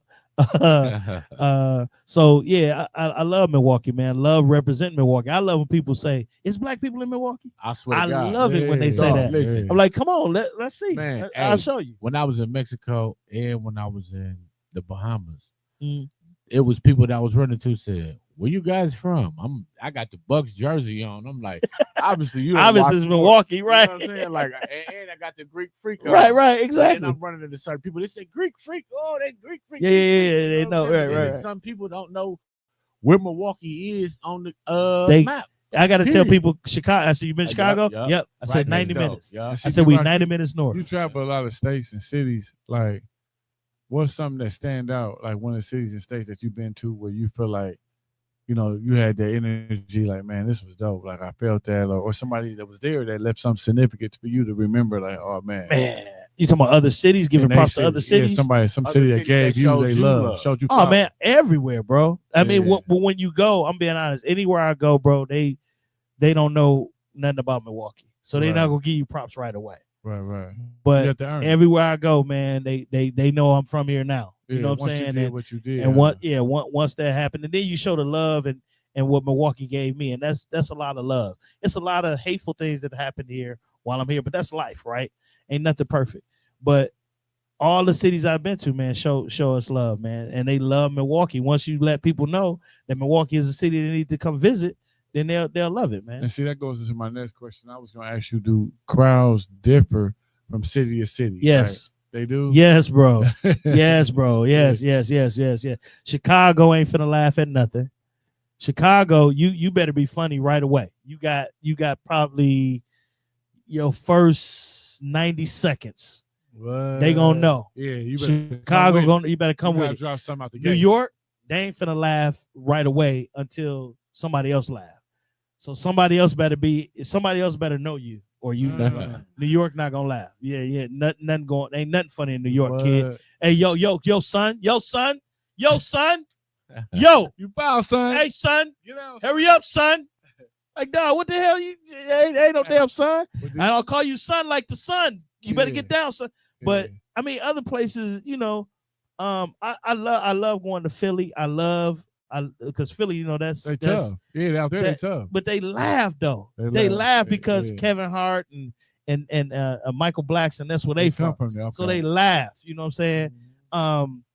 But Milwaukee, if you can do it in Milwaukee, bro, you could do it anywhere. A lot of people say that, but I'm telling you, we heard that. People say Milwaukee y'all ain't just tickets. Yeah, they said, man, like y'all in the worst market in the world. Yeah, we market C, bro. Yeah, there, y'all really got. Yeah, A cities, they'll buy a ticket. They don't care who it is. B cities, you gotta be better. You better have a little name. Milwaukee, we don't give a damn. Yeah, we ain't selling out. Listen, man, Milwaukee did not sell out Kevin Hart. Yeah, believe it or not. He didn't sell out at Pfizer Forum. You motherfuckers can get the tickets for the Flipper T show. Oh yeah, sell it out. Yeah, sell it out. And that's something about Milwaukee, man. We just don't mean to interrupt. August 8th. August 8th. We have Flipper T coming to Milwaukee. Y'all go get we got physical tickets. Push her up. Push her up. Yeah. Hype her up. Hype her up. Hey, I want y'all to hype me up by getting some tickets, okay? Yeah, they just don't. Yeah, they just Milwaukee last minute. They ain't not finna buy your ticket unless they know you. And it depends on what's going on because everybody just ain't gonna come. It's like friends and family shows. Almost. Real talk. Yeah. Dude, we brought Tommy Davidson here at a free church show, and we had more seats than we had people. That's Tommy Davidson free church show. Wow. You know what I said? Free church. Then nobody, and then they was like after I say people, oh, that was last week. Like, get out. They got come on, mama, you knew. Mama, you knew, and you follow me. I don't follow nobody but Jesus. That's my mama. She don't follow nobody but Jesus. Yeah, but yeah, Milwaukee. Yeah, if you can make it here, bro, you can make it anywhere, bro. Like LA, it doesn't matter. Dog, you know what's crazy? It's just like we heard that from. It was a dude I was taking fucking the AODA class with. Okay. Dude, so he said he heard about what me and my brother was doing. He was my AODA counselor or whatever. Okay. Dude, I was cutting my hair. I mean, no. I was going to AODA, and he was asking me like, "Damn, who cut your hair?" I'm like, "My brother." He's like, "Can you give me his information so I get cut up on?" So he started getting cut up. First, you lied and said you cut hair. I did lie to him first. I did. Yeah. I lied to him like I could. He's like, I remember this. I didn't want to tell him my business. You know what I'm saying? So I told him, I'm like, I cut hair. He's like, I'm gonna come get my hair cut. I said, I ain't there. Just get your hair cut by dude who look like me. That's funny as hell. So he started getting his hair cut. That's funny as hell. And he became my client. He became bro client. And he never seen me cut a hair in a head and a day in his motherfucking life. Funny. But every time he came in the barbershop, I'm in there, I'm chilling. He get his hair cut, or I'm getting my hair cut. He never seen me in there working. But dog told us he was an older cat. He was in his 60s 10 years ago. He was like, shit, so he's 70-something now. He was like, man, if y'all selling in Milwaukee, if y'all gaining a crowd in Milwaukee, y'all can do this shit anywhere, bro. He was like, anywhere else is the hardest market in the world to sell anything, bro. And anything. I'm like, what? We didn't know. We two niggas from the street, so we like, man, what? He like, bro, when my eye opener was coming back home. I was out on the road for a while, man, and you got lines around the corner. We doing 2-3 shows per night, and we get paid per show. Yeah. So if they say it's $750, I'm paying you $750 per show. When the second show sell out, I'm like, bro, I'm finna ball like crazy. I'm buying me a bottle tonight. You know what I'm saying? So you go outside after the comedy show and you see a line around the corner. Yes. And I'm like, bro, but then you come home and it's like maybe half the audience showed up, you know what I'm saying? Or D-Rock, I just saw dude last week. It's like, dude, this is new material. And why not come see me again, bro? Like, it's just crazy. Like I said, Milwaukee is that city that will humble you really quick about who you think you are. So speaking of that, that's why I keep me a job, bro. Yeah. Like I keep I'm you a barber, and I work at UPS at night. There you go. Shout out to keep both you a job. Yeah, I keep my job. But you have to. Yeah, like, you have to. You know what I mean? Like, you have to make this. It's sad, but I get it. But yeah, it's not. And I got a couple entertainer friends, comedians that I call up right now. Play, man, when you gonna send me that 50? Because when COVID hit, we were still working. They wasn't. Yeah, right. Wasn't that going on? So a couple of my comedy buddies like, hey, bro, what's up, man? How you doing? I'm good. What's up, bro? Can I get $100, man? I promise I'll pay you back soon as this shit lift up. I'm like, all right, man, give me till Friday, bro. And Friday, I'm talking about Friday, 8 a.m. Ding! Bro, here go my Cash App. I hope you ain't forgot about me. I'm like, you know. So, but if you got it, I was taught, if you got it, share it. And if you don't have it, let them know you don't got it. You know what I'm saying? So that was my dad. He give his last to any and everybody. That's why I'm always scraping the end of the barrel. But I mean, it's all good. If you got it, share it. Because this how I am, bro. If y'all hungry and I'm sitting here with some fries, we gonna eat, bro. Yeah, everybody sit there. We gonna eat, bro. You get here.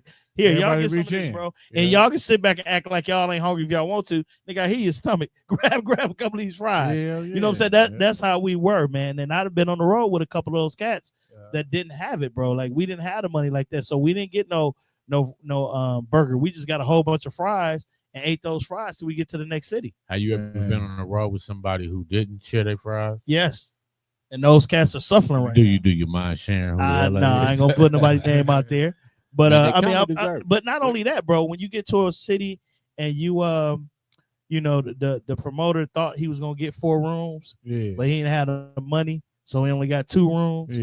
And then but you got one comedian talking about, I don't share my room with nobody. Right. If we looking at this nigga like, and his hygiene bad, and like, bro, stink, I gotta sleep. So where I'm gonna sleep, bro? They were like, nigga, I ain't got nothing to do with that. Wow. So yeah, I slept in the car before the show, bro. Yeah. What? Yeah, bro. You find, see, that's one thing. But you find a why. But you find a why. You find a why. I was gonna ask you that too. You find a YMCA and get it. Yeah. Like shows where you had like fitness. And that's wild. Yeah, bro. Where you had to sleep in the damn car. You sleep in the car, bro. Or you know what's crazy though? So you go to YMCA and you go in and you act like you use. Or I'm gonna give shower. I'm gonna give you another one too. That I'm not even supposed to be sharing this bullshit. If you get to a good hotel, don't stop at the desk. You just go in, go to the bathroom, and then hopefully if they pool open, you go take a shower in there, in the pool, change your clothes, put it in the bag. You know what I'm saying? Use the bathroom, whatever. And it depends on what time you got there, because we leave the show at 2-3 in the morning, right? We know they got free breakfast at 5. Yeah, I'm finna shower. I'm finna eat. Ooh. Yeah, bro. Make it back to the venue. Get on the next train. We out of there. Damn. So it's been some times, bro, where you that promoter told you was getting 150 and he only gave you 75. You got to hold on to that 75. And it's what's crazy. I'm looking for that hotel, bro. Yeah. What's crazy is the comedy is a real grind. I done heard so many stories about a lot of comedians that go out of town on their last, and they end up luckily killing it and getting booked for another show. Shows. Yeah, it ain't about this show. It's about the next one. Yeah, it's not about this show. It's about the next show. And the good thing about it is it's a lot of good brothers out there, but it's a couple brothers out there that don't give a damn about nobody. But I know why, because somebody didn't hurt them and messed it up. You know what I'm saying? So I don't get mad. I just try to make sure, like I said, I keep a job. I can. And a lot of people are like, man, you ain't supposed to be working.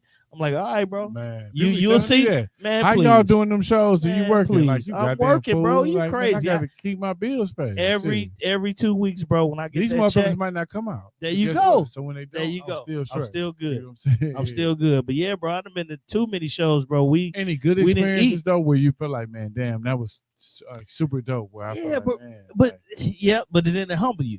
Yeah. So we got booked for a show. They flew me out to California, man. I'm that's everybody's dream. We out of LA. We finna do our thing, and I'm on the show. When I say headliners, all 4 was headliners, and I was hosting. I get to the show. I'm not gonna name the name. I get to the show, and dude was like, "Oh no, you ain't gonna say who it is." Nah, I can't, man, because he's still relevant. He might call me. I get there, man, and he was like, we stayed at the The Kodak Theater, bro. The Kodak Theater. Now, the Kodak Theater was the same theater that they filmed American Idol in. So upstairs, the theater downstairs, upstairs the hotel, 5-star. Go to the hotel. I'm getting there. I got there early. Dude come in. He was like, "Yeah, man, I'm hosting." And I was like, "No, I'm the one that ain't got no name. I'm hosting." He was like, "No, you going first, but I'm hosting." I'm like, "No, bro, I'm hosting." The promoter came up, was like, "Man, don't worry about it. Your money don't change. Let him host." I'm like, "No, nigga, I didn't mapped out what I'm gonna say this first time and the second time, because when you the host, you ain't got to remember all your stuff right away. Right. So now at the last minute, I got to do 15 minutes, and my 15 minutes got to be tight. And these 5 comedians coming behind me are headliners. I don't want to be the foul one, so I got to get my mind together, meditate, jump in there, did my 15. I've been booked ever since. Damn. So sometimes you got to take, as they say, take lemons and make lemonade. You can't complain about it. You just got to get on your grind and do it. Yeah, make the best. And a couple of them comedians, they see me today. Like one of them, I just took a picture with him at the Improv not too long ago. I reminded him, and he was like, "Should I say his name?" No, Lil Duval. No. Lil Duval. Right. I said he was like, no disrespect, D-Rock, man, but I don't remember you. So when I reminded him, he was like, "My nigga, let's take a picture." No bullshit. Because after I reminded him, he was like, "Oh yeah, you are that nigga." Right. Yeah, not. But at the time, because he was living so high up, he didn't know. You know what I'm saying? He act like he didn't. I don't know. He probably didn't. I ain't gonna put it like that. Mental is real. Mental is real. Sometimes you so far. Mental is real, and he's been through a lot. Like almost dying in the whole time. People out there, I don't mean to cut him off. Yeah. People that y'all know out there with mental health, y'all check on them, man, and y'all tap in with him, because I know my guy Billy Manx, he just passed away maybe a week or two, and like he was struggling, and y'all got issues out there. Find somebody to talk to, man. I don't mean to cut what we is doing. No. That's something that we need to talk about. When I went live talking about Young Twan, man, first thing I said is, Milwaukee, we need therapy, and I really, really do believe we need therapy. I had a wonderful therapist, man. She ended up getting married, pregnant, and then she moved out to Phoenix. And I'm still looking for a good therapist. Yeah, because if you don't have good therapy and you going through something mental, man, it could take you places where you don't want to go, and you might not retrieve from. Yeah. You know what I'm saying? So find somebody to talk to, bro. Get it to somebody, man. For real. Don't hold that in, bro, because you hold it in, man, it's gonna pop. We only human. You know what I'm saying? We need each other. If you got somebody you feel safe around to get it to, please give it to them. I got to give a shout out to a couple of my brothers, man. Called me right away, like, "Bro, I saw you crying." I'm like, "Man, you ain't see me crying. Like, you see me wiping tears, right?" That was deep, though. He said, "I seen boogers in your nose. You was really crying." That's not. I was like, "Dog." I said, "That was not real when that's not running on." Exactly. Exactly. But they called and checked up on me. So T-Rail, shout out to you, my real brother, my only brother, my little big brother. Thank you for calling me, bro. But thanks for everybody for just calling out. And I got so many calls. Yeah, me too. Just that right after that saying, "Man, D-Rock, you okay?" I said, "No, I'm not okay, but I will be. I will be all right, bro." I'm saying here, I appreciate all y'all that checked on me and sent me texts to see how I felt about that, knowing me and BJ promote and do things like that. And I appreciate everybody that reached out to us, and texted us, called us, and all that, man. Yeah, man. And my phone was blowing up like crazy. Like, I got a call from Darian and Core DJ Kev, like, soon as it happened. Yeah. You know what I'm saying? Core DJ Kev got new teeth. You see that? Duh, you bullshit. He got some brand new teeth. I had gaps too. He had brand new teeth. He ain't got I nothing. I've been here. My shit done. I ain't know, bro. Yeah. But I mean, people but Kev, people thought this was City Roast money. I'm personal shit. I'm messing with Kev because Kev, that's my dude, man. Yeah. I was like, man, you look good with your shit too, Kev. Man, I was tripping because everybody used to get diamonds and all that. Now people get like real good teeth. Hell no, they just want to. If I would have known that, I would have brushed no every day. The way these ratchet ass motherfuckers running around walking, taking your cars, they should be conservative. And any of you ladies, dads that's on here right now, what is this, 8 o'clock at night? Y'all better find them shorties and tell them motherfuckers to get in the house, because y'all should be watching this. Find out where y'all kids is and tell them to come get their ass in the house. They might be in somebody else's car right now. Yes. Because I'm going to whoop one of y'all little kid boys' ass.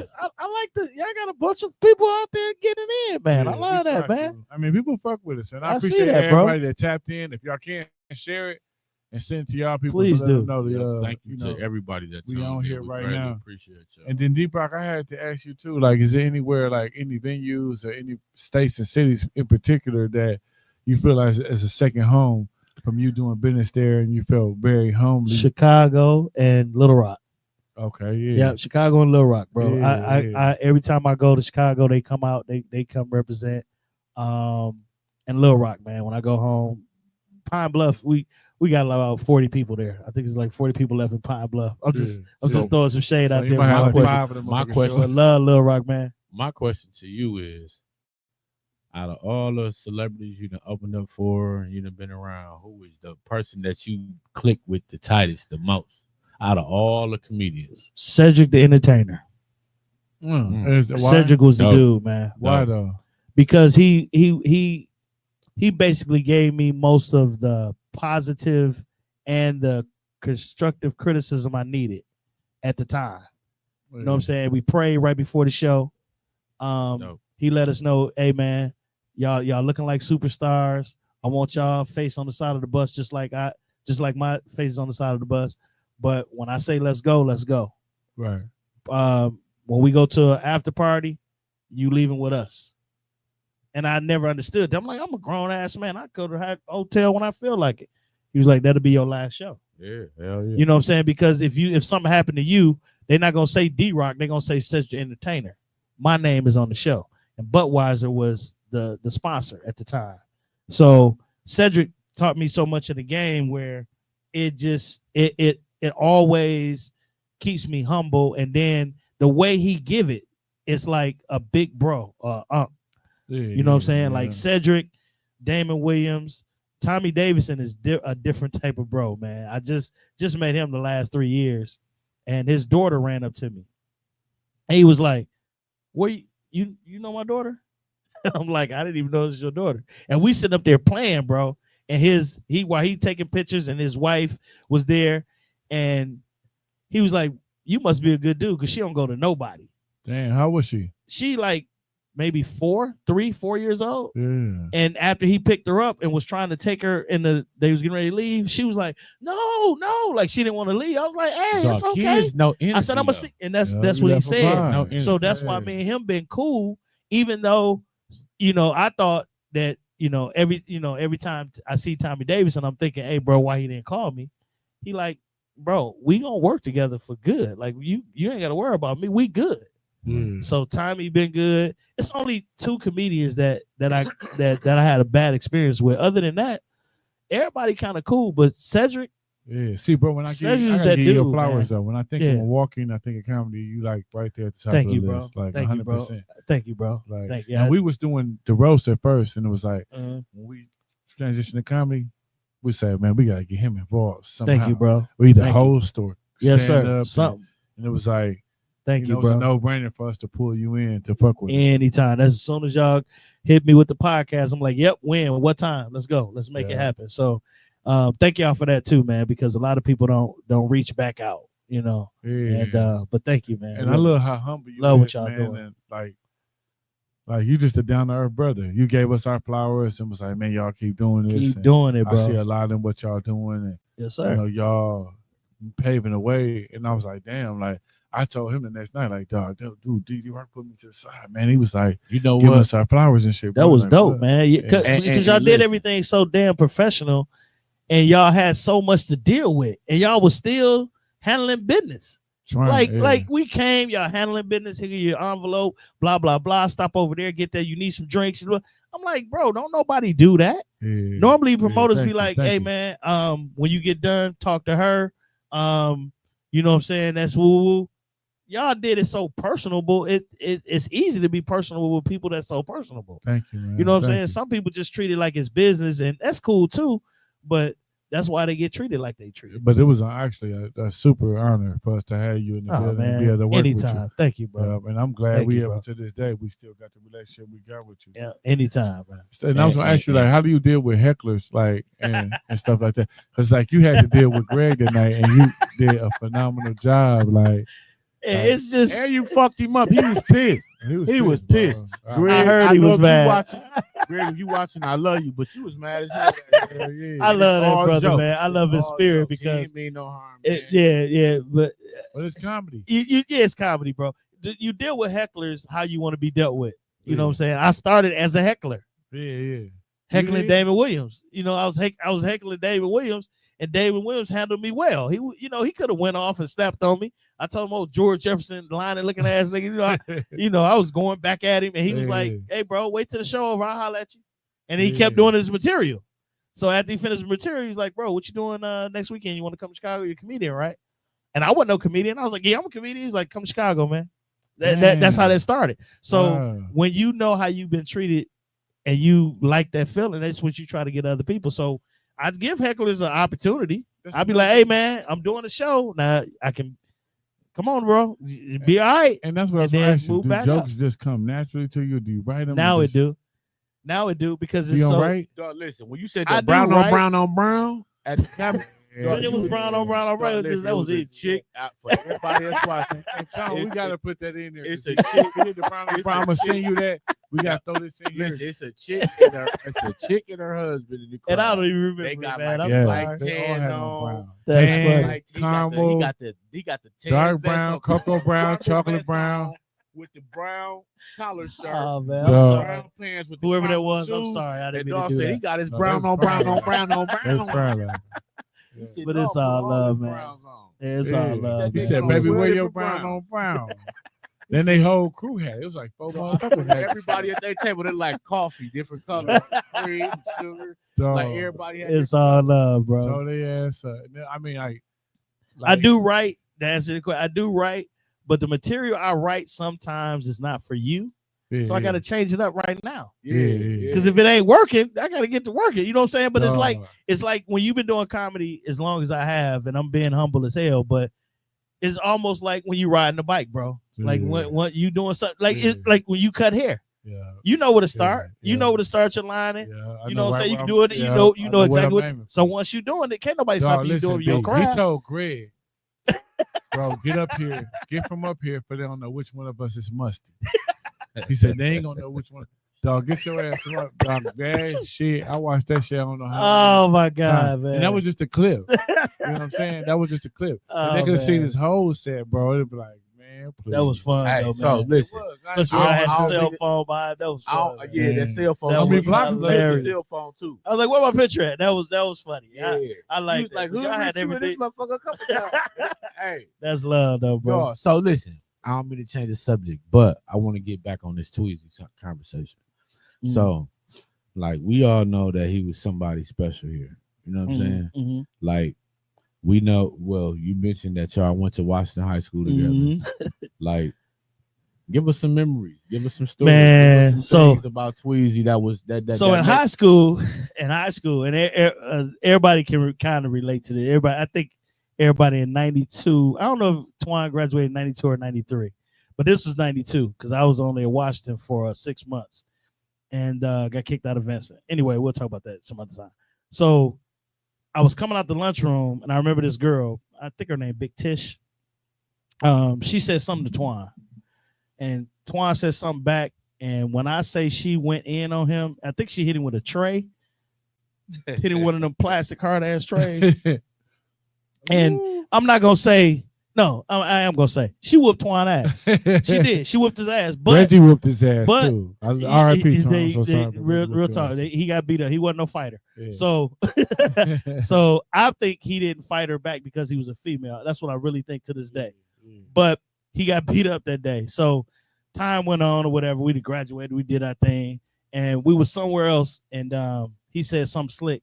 I said, "Nigga, don't let me go get Tish." And everybody fell out laughing. I'm talking about. Wow. He was like, "Nigga, stop bringing that up." He was like, "Nigga, you remember that shit? Nigga, that was '92. Stop bringing that shit up." I was like, "Dog, I will go get Tish. I will find her. I know she probably cheated somewhere because she done whooped the bitch ass, but I will find her to come whoop your ass if you don't leave me alone." But that's good dude though, man. Like I said, great guy. Twan. Man, one more time, man. We was in Chicago. I was in O'Hara. And I heard, D-Rock, you ain't living it like I'm living it, baby. I'm like, who the hell is that? Twan coming down What up, man? Where you headed? I said, say where you headed, nigga. Milwaukee. Right. We had caught a flight to Chicago and from Chicago to Milwaukee. And I was like, where you coming from? Man, I was at the war ceremony. I was doing woo. I said, Twan, how the hell you get on to all this shit? You know, because I was coming from work. Like I was actually working somewhere and caught the flight from Chicago to Milwaukee. But yeah, always show love, man. I always show support. Never had to pay nowhere I went. If he was there, man, he was giving me a band, putting a band on my arm. And that's another thing that kind of hurt my feelings because he was putting bands on arms from what I hear. Yeah, and he died doing what he loved to do, man. And that's not fair, man. That's not fair. It's just like I know 20 other niggas they could have got instead of Twan. And see, that's my thing. I was gonna ask you, what's your take on the violence? You know, we had the kid kidnapped. Mm-hmm. We also had the 2-year-old. I mean, whatever y'all said was that just happened. The 4-year-old. And then we had the officer get killed. Yeah, bro. Mental illness, bro. Like I don't know what and I'm not mad, so I don't know what they're going through, but I do know that we need therapy as a people. Oh yeah. And it ain't the people that's watching this. It's not y'all. It's not me. It's not your engineer. It's somebody. We gotta do our job with guidance. Exactly, and be okay to be guided. Some of these cats in school, and I tell all I teach. I work for MPS. Just throw that out there. I tell the teachers and some of the parents, the students that's here that's going to school, I'm not worried about them. No, I'm worried about the ones that's out there in the streets that's still in your car. Yeah. So stop suspending these kids because when you suspend them the ones out there breaking in my car, bro. Yeah, like them the ones that home now. Exactly. So break off and exactly. So I'm talking to dude that you trying to kick out to keep him in here. Because if he ain't here, at least I know what he's doing. Yeah. I know he ain't got no weapon. Then, see, you don't have to catch the bus home because your car. There you go. So but a lot of people just sweep these kids under the bus. Kids in the building. Let's keep them in the building, bro. Let's keep them in programs like recreational or whatever. Stop kicking them out because they ain't got nowhere to go. So, but it's a couple. It's that 5% that don't give a damn. Why? Yeah. Because didn't nobody give a damn about them. Well, like their daddy locked up, their mom on drugs. They don't care. I want to touch on this topic. You don't know where the fuck your kid is at. It's a problem. Right? It's a problem. It's a problem. Like, but listen, start these phones now. They got their kids' location trackers, everything. Trackers and everything. If they got their own car, throw that shit in their car. That's right. Throw that little device in their car. You need to know where your child is at, what the fuck they doing, when they doing it. But can I say this? You gotta have, but you gotta have some type of and I don't know what it was. Yes, I do. It was scare tactic. My dad had a scare tactic in me. He been dead. My dad been gone 27 years. 25. We ain't got the same daddy. I feel scared. No, you so stupid. I don't know my dad. You know how they do it back in the day. Ours was too. My was had 20 kids. My dad had scare tactic in me. Yeah. That I ain't gonna do nothing stupid because I was scared of what my dad or my mom was gonna do. You know what I'm saying? So my kid, I got 6 kids. I'm not saying I have a scare tactic in them, but I have a respect for them and they have a respect for me. Man. Like if I call your phone right now, you got 15 minutes to hit me back. Man. If you don't, it's gonna be a problem. There we go. Yeah, we're gonna have a sit down problem. But that like, needs to be fucked there. up We had the street light. There you go. The street light was our indication to get your ass the fuck. And you either better you won't be on the porch across you better the street, be on the door or in the house. You was better than me. My mama said we had to, so all the kids was on my porch because I had to be on the porch. There you go. I'm like, Mom, I'm down here at Terrell house. No, you ain't. Hell no. No, the hell you ain't. Everybody better be on D-Rock porch. Yeah, exactly. So we had to be on my porch at a certain time. And then when she opened that screen door, let's come in. And that was like the Thundercats. You know, the Thundercats had that thing there go you up. Go. Exactly. You'll see that thing. It's time to go in. Man, when that ain't nothing else going on. Man, every motherfucker running to their house. And then come in here, eat, go in the tub, and go to bed. We had one friend that mother called his motherfucking name. I don't give a fuck where we was at in the neighborhood. You can hear her. Yeah. She'd be like, Dick, get your ass in this house. Yeah, and we can hear her ass from blocks like that's like funny, she had a bro. phone and some shit. Yeah, that's like real. When she go to Highland, it was a siren for everybody to go home. Yeah, but that respect is left now. You know what I'm saying? Because little dude paying for the rent. You know, because mom let him. She smoked with him. She talked to him. His daddy locked up, so she let him be the man of the house. Ain't no way in hell you finna be man of the house and you ain't 20, 25, 26 years old. Man, for real. I don't care if you do own a house. Where's the mama respect? Yeah, if he don't respect mom and dad, that comes from upbringing, man. And so see, you gotta do that. Both of y'all. What are some things y'all think that from back then to now that we can do to, or y'all think that can change the city to bring people to get their kids out the streets So and bring some positivity to the city? let me answer that first, even though Yeah, no, go ahead, bro. my thing is this. I think one thing that could be a plus for helping a situation like that, like us, we grew up in Silver Spring Neighborhood Center. Silver Spring Neighborhood Center had fucking home ec, it had woodshop class, it had basketball, it had football, it had all these different activities Variety. that teaches kids something to give that whatever the fuck you like, we're gonna utilize that to keep you out of the street. So nowadays we don't really have that. Our boys and girls clubs got basketball. That's it. They ain't got nothing else. They ain't got no goddamn home ec classes. They ain't got no woodshop classes. They ain't got nothing else that can teach you anything. So when you look at life in general, so my thing is this: the Caucasian kids is taught credit. They taught credit. You know what I'm saying? We not taught credit. I think our kids need to be taught credit. Our kids need to be taught all different type of curriculars that can help them benefit in life, or also keep them out of the streets so they don't have to get into so much negativity. It's not nothing for the kids to resort to no more. You know what I'm saying? They're resorting to their friends, and their friends is teaching them the BS. You know what I'm saying? I agree with that, Like, and that can help as well. There's no wrong answers, first of all, Okay. because if you got 100 kids, 100 of them not gonna do what you want them to do. Right. So you got to reach the kids that want to, and you got to involve them. My problem is we got too many adults telling the kids what they want, and you're not asking the kid. Yeah. Ask the kid. We used to have safe night overnights, and they call them lock-ins now, but we used to call a safe night overnight. The kid knew what they was going to do before they got there because we had them sign up. What you want to do? Poetry? Okay, go to room 6. What you want to do? Learn how to be a DJ? Go to room 7. What you want to do? Oh, you want to watch a movie? You want to chill out? Go in there. You want to do? You got to give them variety of what they want to do. Yeah. Meet them where they at. Make them put these phones down or show you what they doing. Yeah, teach. What you doing What on you your phone, learn bro? How today? you do that? Yeah, You what can you learn learn from an today? adult, from a kid. What these kids do, they was born with this in their hand. You know what I'm saying? A kid was born with it. This thing about that.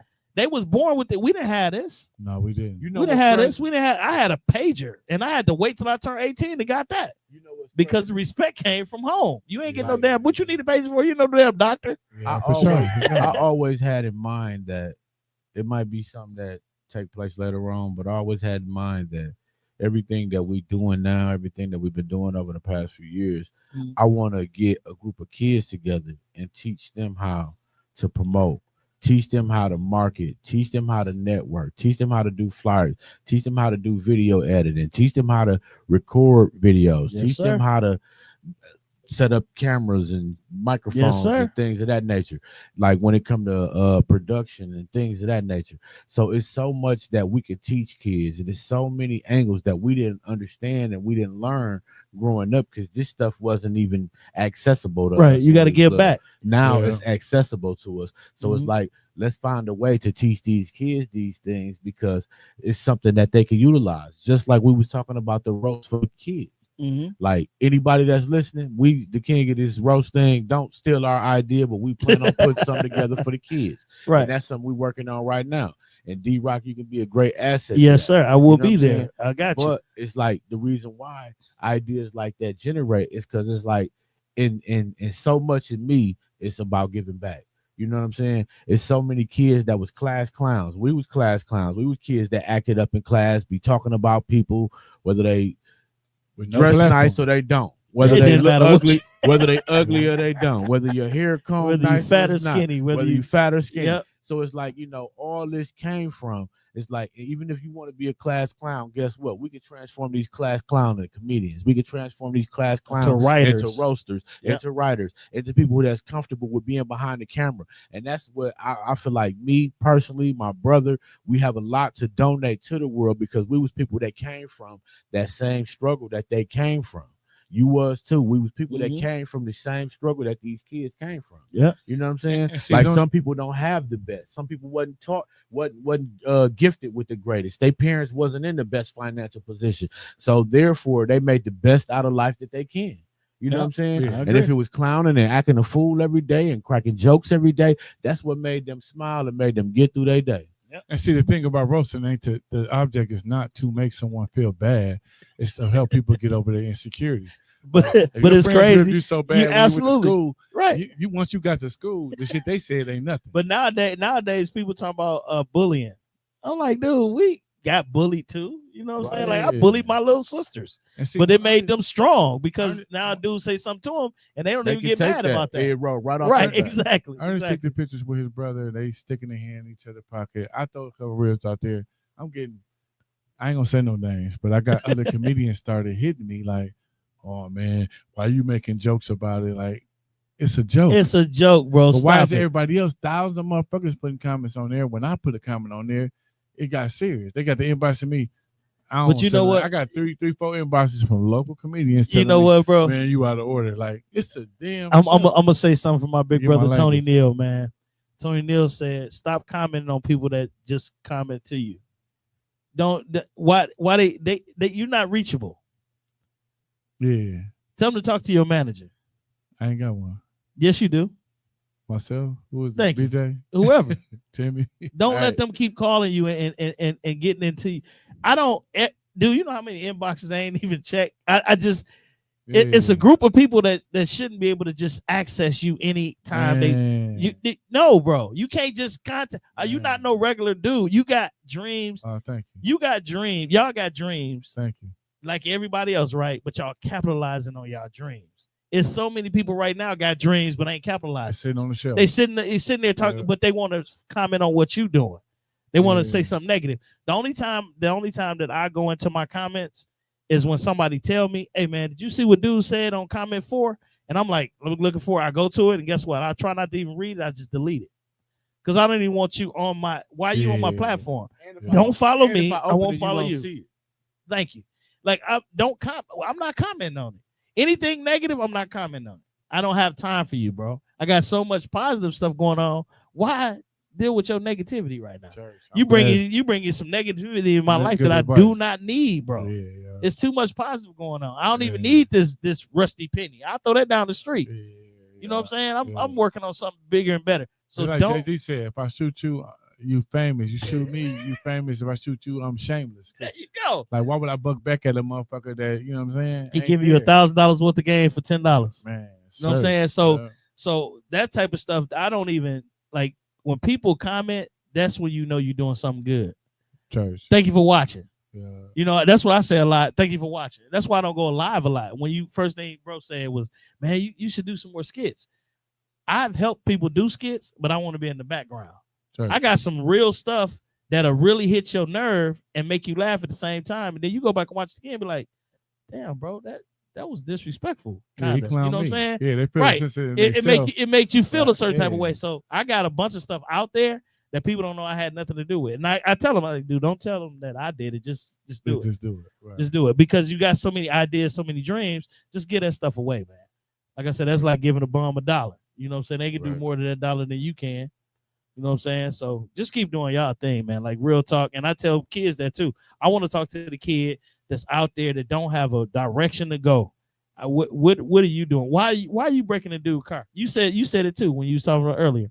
The reason why you stay out there is because when they break in your car, all they need is that little extra change. They're taking the change. Here, them motherfuckers and scoop the change. Right. And going about your business. In the back. And going about your, you don't need to lock your doors. Side, man, they'll take your stereo. Third row, second row. They got a balled up ass hat in the back seat. They took that. They want that. And then sell it back to you.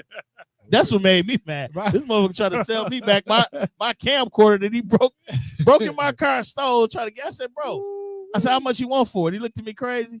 I said, yeah, it's mine, nigga. And I had to take it like strong arm me back my shit. But yeah, bro, it's crazy how we deal with certain things, man. But I just try to spread positive, even though everybody go through something negative in their life, bro. I just try to spread positive because positive gonna come back. And see, your live was deep because it was like after the wake of everything that happened, the kid getting kidnapped, Twine, where he, you know, his situation. Yeah. You know, and you went on there. I ain't gonna lie, it touched me. You know, usually I look up on you and the one before that, I shared a good laugh. I watched it 2-3 times. Right. I even was able to watch it on my third shift at UPS to show my people, like, look at this funny. Just go ahead, check this out. Check the whole story out.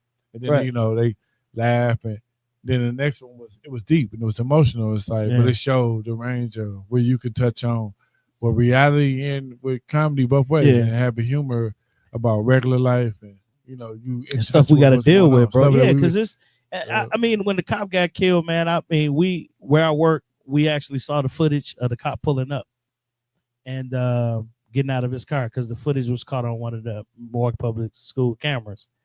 And I was gonna jump on and go live about that, but I was like, nah. You know, I got plenty police officer friends. Yeah. But I was like, nah, I'm not gonna comment on that. That, you know, that's too deep. And then something else happened like right after that, and then. Like I said, I called Homer and he was telling about Twan. I was like, man, I gotta speak on my boy Twan. And I was just gonna get on there and speak. Next thing you know, I'm crying and just wipe boogers, but I don't get on all the time. I don't want to be irritating. I just want to be not even relevant, bro. Like if it's fit, if I feel I need to say it, I'm gonna say it. If it because you know what, Big Rock, I always tell my brother. I said the thing about life is I don't want me to pass away and people will second guess how I feel. Bro, they be like, you know what? Ryan felt like this. He didn't like this. He did like this. Don't let me be gone for motherfuckers to be like, man, I wonder how Ryan felt. No, y'all gonna know why I'm here because that's why I feel about Twan now, man. Everybody playing this music. Everybody posting everybody finding the picture. Nigga, why y'all didn't do that when the bro was here? Dog, listen, I swear y'all didn't do that when bro was here. So do it take me to so this is the funny part. I was laughing, I was mad at the same time. I said, so when something happened to me, that's when everybody gonna go watch me on Tubi. Dog, listen, you know the weird. That's when they gonna watch you on Tubi. Everybody lined up. Right. Look, I want to speak on this. Back when I was in the streets doing BS, right?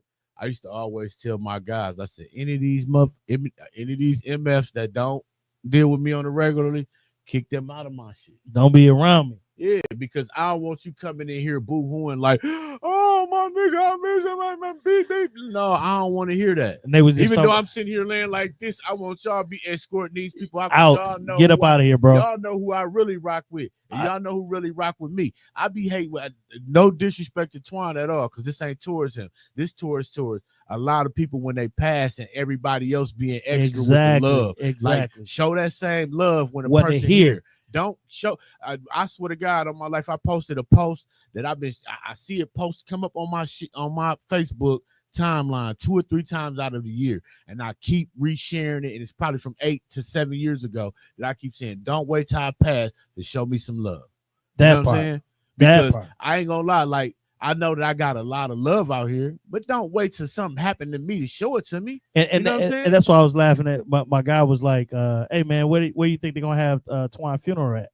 And then somebody was like, "Pfizer Forum." I was like, "Man, they not gonna have it at Pfizer Forum." I said, "But if they did, they need to charge $10 per person and give all the money to the family." Church. Right? Church. If we do something like that. Yeah. I'm down, but some of these cats, man, they want to come to your funeral and do all that hooping and hollering. Don't even know who my mama is. Don't even know I got kids. Don't even know. You know what I'm saying? So you ain't really family. You know what I'm saying? Like when you get in touch with the real person, the real person of who you. Yeah. So not because you just want to get in the club. Exactly. Or you trying to show everybody you crying. You gotta stop it, man. You ain't gotta do all that, bro.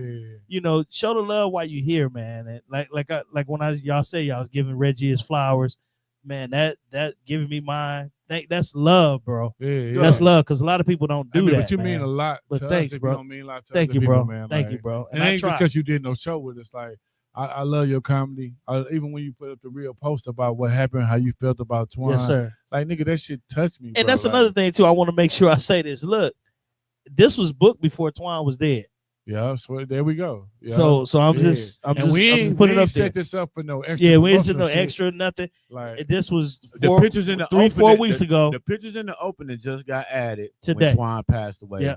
So based on showing some love and respect to Twan, we put pictures in the beginning. This was not nothing that was set up just because Twan so passed away. it was love when y'all reached out 2 weeks ago. Matter of fact, I watched Reggie. I watched the clips first, and then I'm trying to watch the whole thing. y'all went in, man. Thank you, bro. Y'all got some questions And we answered tried and some to, stuff man. that Reggie told me, and I'm like, wow. The only thing that I wished I would have hit on is Lala Brown. Shouts out to Lala Brown and Kool-Aid. I was with Reggie the night that they found her. Wow. And we was at a club on King Drive. And when I say that brother cried, I said, Reg, I didn't know you knew her like that. And he was like, man, that was like my son, that was like my daughter, it was my baby. And I said, wow, because I talked to her best friend and he got to talk. He's like, that's right, you are friends. And we were just sitting there just reminiscing on that. But tragedies happen, right? Like Twan, like Lala, and all those people, and they forget about them, man. They forget about people and just going about their business, man. But while you got people in front of you, man, let them know that you love them, you care for them, and that, you know what I'm saying, if you need them, call them. I tell people all the time, call me, man. Stop thinking I'm too much or I'm not gonna come. I went to talk to some elementary school kids, and I'm like, man, these kids don't know me, and I'm not gonna sit up here and talk about all my accolades and all that. I sit there and talk to the kids about him. What do you do? Why you love yourself? Little dude was like, I don't love me. I'm like, what? How you not gonna love you? Right. But after that, he was telling me, man, you know what? Because I go back and check on kids, and he, man, I do love me, bro. I do love me. Good looking out, bro. You made him find himself. And then his mama ended up was like, you know, you used to coach me in basketball. I'm like, what? This your son? Wow. I'm like, we always showed you love, and you got to show your baby. She was like, oh, he just mad because his daddy, blah, blah, blah, blah, blah. So I understand the dynamics of both sides. So I don't get mad at people when they talk about their kids and how angry their kids are and all that type of stuff. I totally get both sides of the story. We can stand back all day and point at a kid and say, oh, he bad as hell. But who went over and talked to that kid and asked him why he's so damn bad? Why you ain't try to help him? Why he's so bad? Guess what? The kid need help and need talking to. And guys, so the thing is the adults can sit back and point the finger, but at the end of the day, you know better. He don't. So won't you teach that part? And then they mad at the kid, and then what do that kid become? An angry adult. Yeah, is that what they talking about? And nobody said nothing to him. Angry adult care less. There you go. Yeah. So I done been through some shit now. I don't give a fuck about you. Who is you, dude? Yeah. You know, sorry about the profanity, mama, but they understand and don't get me wrong. I love religion. I really don't claim religion. I know who God is. Church. I know I've been brought up as Baptist. I studied a little bit of the Holy Quran. I went to the Million Man March. I'm spiritual. That's dope. Which means I try to treat people better than I was treated. You walk with Frank. So who? No, I didn't. I was not going to Washington, D.C. with Frank Nitty. He hurt like I went to the Million Man March, the real one. So how was that? Musty feet. Dude, it was amazing, man. Sitting back, seeing that sea of black men. Together. Positive black Stand men. together. Stand together, bro. I'm talking about, man, I saw some, shouts out to Eric Folks, because he the one took us. He asked me the last minute, you want to go? And we drove down there, bro. When I say I ain't never seen nothing like that in my life. In Washington, D.C., 1 million. And when I say 1 million, it was 1 million. I don't care what the history books tell you. When I look around, left, right, black men, million. No women, no ladies. I ain't see no ladies, no women nowhere. Yeah. It was black men there because if y'all don't know, we thought, well, a couple people thought it was a setup.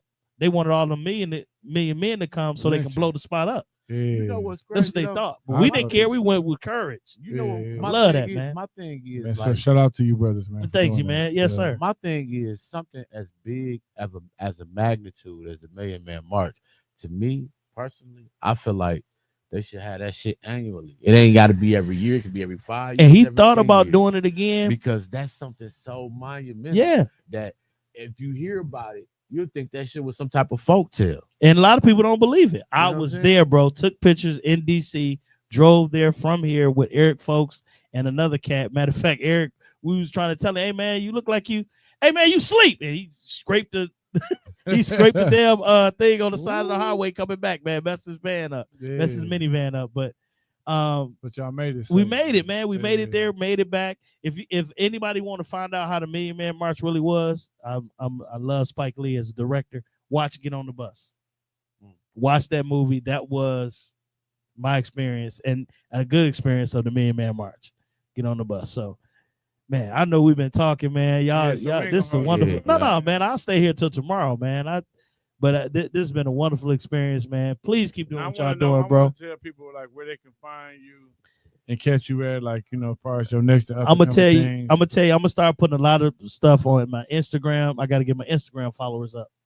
They told me a couple of comedy clubs said, "Yeah, man, we want to book you, but you don't have enough followers.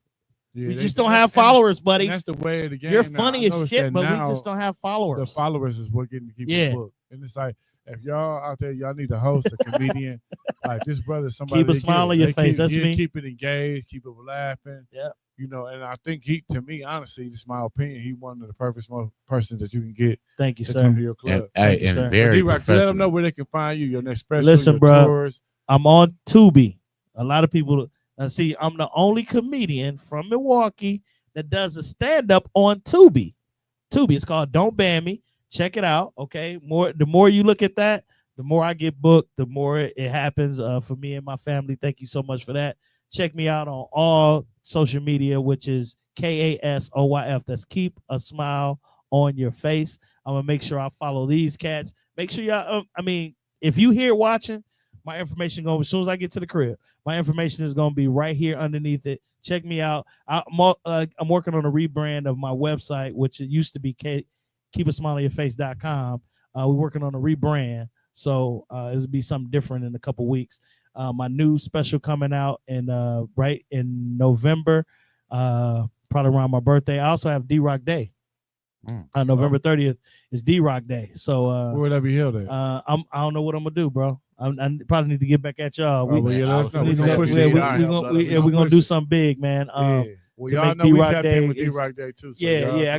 The mayor said he gonna come toast one up with me. So because he didn't bring it to me personally, he had his assistants bring it. Wow. But I was like, bro, That's you dope, gave me though. a day, bro. You like, deserve yeah, it.